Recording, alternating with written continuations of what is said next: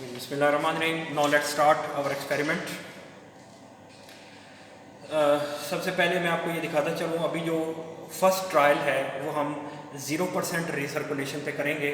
मैंने अभी जो डैम्पर की सेटिंग की है वो जो रीसर्कुलेशन वाला साइड है उसको क्लोज़ कर दिया है। अब होगा क्या कि फ्रेश एयर आएगी, यहाँ से एंटर होगी इस जगह से। ये देखिए आप हॉरिजॉन्टल है, इस डायरेक्शन में है, ओपन है। अपना पूरा ट्रेवर्सिंग के बाद ये यहाँ से रूम में जाएगी और डक्ट के अंदर से होती हुई यहाँ से एग्ज़िट हो जाएगी। लेकिन यहाँ पे इस साइड पे जो वर्टिकल इसकी मोशन है वो नहीं हो सकेगी, क्योंकि आगे मैंने डैम्पर हॉरिजॉन्टल डायरेक्शन में करके इसको क्लोज़ कर दिया है। सो माई दिस रीडिंग इज़, जो मैं अभी ट्रायल करने लगा हूँ, ये किसके लिए है? This is for 0% recirculation. What I am going to do is, सबसे पहले बिस्मिल्लाहिर्रहमानिर्रहीम, सर्कुलेटिंग फ़ैन ऑलरेडी ऑन है, मेन पावर ऑन है। अभी किसी किस्म के मैंने हीटर ह्यूमिडिफायर नहीं चलाए हैं। First of all what I am going to do is, मैं एयर कंडीशनिंग सिस्टम चलाऊँगा, sorry refrigeration system. Condenser fan on कर दिया है, कंप्रेसर पावर ऑन कर दी है, और मुझे इस रीडिंग के लिए जो चीज़ चाहिए होगी वो मुझे जो इवेपोरेटर कॉइल का सरफेस टेम्परेचर है वो चाहिए होगा। अगर आप देखें तो मैं अज्यूम करूँगा जो इवेपोरेटर की इनलेट है, इनलेट टेम्परेचर, उसको मैं सरफेस टेम्परेचर ले रहा हूँ। वैसे तो वो हो सकता है थोड़ा सा ऐसा डिफरेंट हो, लेकिन you must know that in order for dehumidification process to undergo there is a condition कि जो अपरेटस यूज़ किया जा रहा है डिह्यूमिडिफिकेशन के लिए, उसका जो सरफेस टेम्परेचर है which is called apparatus dew point, apparatus dew point must be less than dew point temperature of air. ये आपको ज़रा गौर करना होगा, देखना होगा what is dew point temperature और what is apparatus dew point temperature. अगर अपरेटस की सरफेस का temperature which is called apparatus dew point temperature air के ड्यू पॉइंट टेम्परेचर से कम है तब डिह्यूमिडिफिकेशन होगी, otherwise it will B simple cooling process. तो मुझे जिस चीज़ की ज़रूरत होगी मैं इवेपोरेटर इनलेट को फॉर द टाइम बीइंग ले लूँगा और मैं इसको प्रोसीड करूँगा। मैं इसके अंदर इन द फर्स्ट ट्रायल ये करता हूँ, मैं डक के अंदर जो हीटर लगे हुए हैं उनमें से एक सेट को ऑन करता हूँ,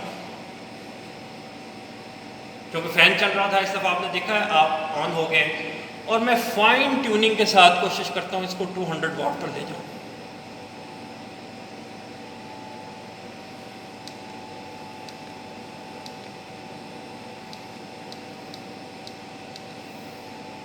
अप्रॉक्सीमेटली 200 वाट, दो हीटर एंगेज्ड हैं एंड अप्रॉक्सीमेटली 200 वाट चल रहा है।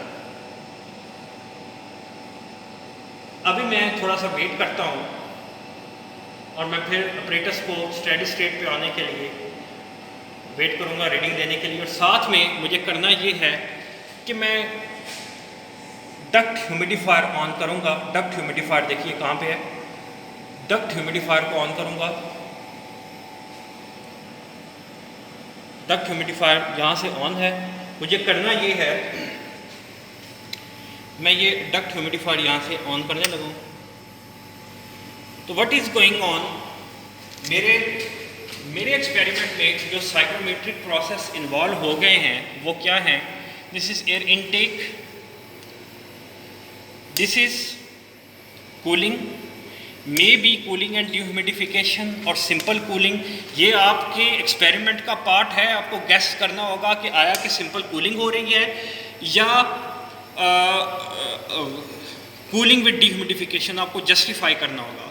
सो पहली चीज़ जो इसके अंदर हो रही है वो कूलिंग एंड ह्यूमिडिफिकेशन है। एंड सेकंड थिंग, ये ह्यूमिडिफायर ऑन है और साथ हीटर ऑन है, 200 वाट्स अप्रॉक्सीमेटली पे दो एंगेज्ड हैं। तो दूसरा जो इसके अंदर प्रोसेस हो रहा है वो डीह्यूमिडिफिकेशन एंड हीटिंग, यानी कि सॉरी हीटिंग एंड ह्यूमिडिफिकेशन का है।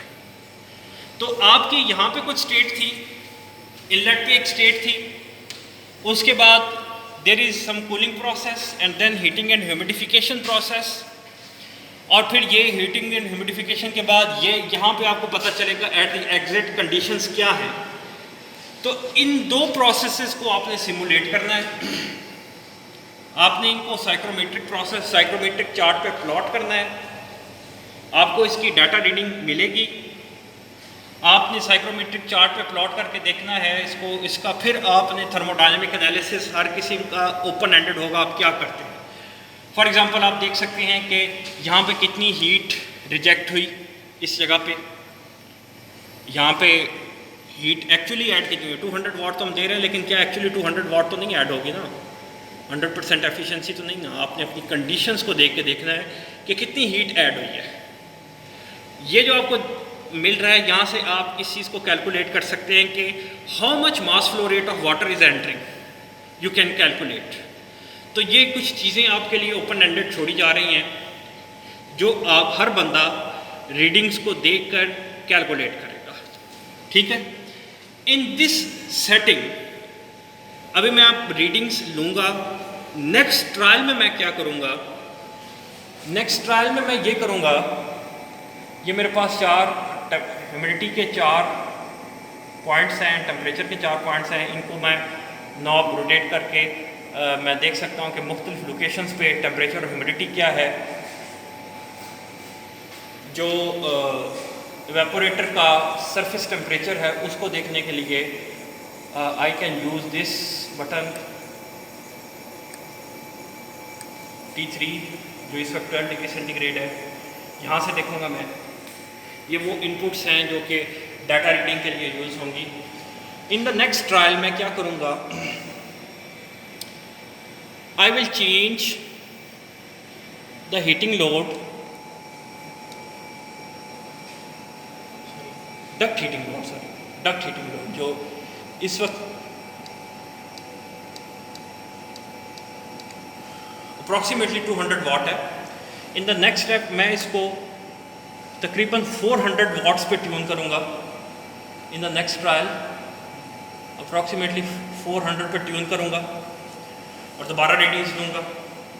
अगेन ये सारी रीडिंग्स आप क्या करेंगे, साइक्रोमेट्रिक चार्ट पे प्लॉट करेंगे, देखेंगे कितनी हीट रिजेक्ट हुई, कितनी हीट ऐड हुई, क्या मास फ्लो रेट था जब हीटिंग एंड ह्यूमिडिफिकेशन हो रही थी, तो how much water is being added, या अपने ओपन एंडेड थिंग्स कुछ ना कुछ चीज़ें करनी है। फिर अगले ट्रायल में मैं ये करूँगा, इसको 3 पे करूँगा और अप्रॉक्सीमेटली इसको 600 पे ट्यून करूँगा।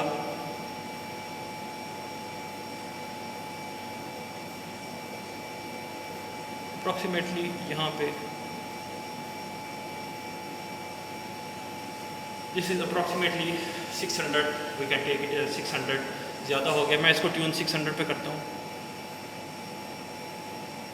I will do it. This is approximately 600. ये 3 रीडिंग्स होंगी, इससे ज़्यादा मैं वाटेज नहीं दे सकता। ये 3 रीडिंग्स हो जाएंगी। उसके बाद ये एक ट्रायल यानी कि एक सेट ऑफ रीडिंग मुकम्मल होगा। नेक्स्ट में मैं क्या करूँगा, मैं यहाँ पे इसको डैम्पर को फुली ओपन करूँगा। तो जो यहाँ से एयर जा रही होगी, पहले मैंने आपको देखा कि ये जो इन द फर्स्ट सेट जब ये फुली क्लोज है, T2 और रिलेटिव ह्यूमिडिटी को मैं यहाँ पे पहले नोट नहीं कर रहा, लेकिन चूंकि अब ये यहाँ पे जब रिसर्कुलेशन होगी इस जगह पे, तो it is inlet, this is the inlet point, जो कि पहले हम इनलेट 1 2 था, जिसको हम पहले 1 कह रहे थे, वहाँ से तो नहीं आएगा ना जब मैं डैम्पर को क्लोज कर दूंगा। दिस विल बी इनलेट, तो ये रिसर्कुलेशन होगी। You will check the effect of recirculation.